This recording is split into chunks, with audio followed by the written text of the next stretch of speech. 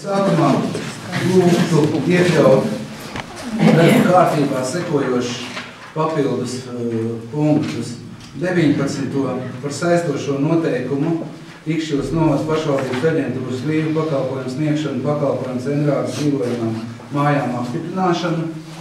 Lūdzu, deputāts izteikt viedokli balsojot, kas par? Pret? Atturās?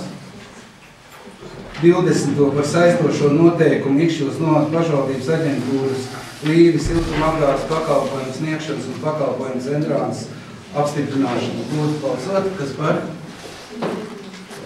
Pret? Atturās? Par atļauju turpināt uzsākto būvniecību.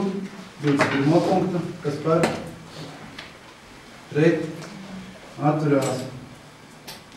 22.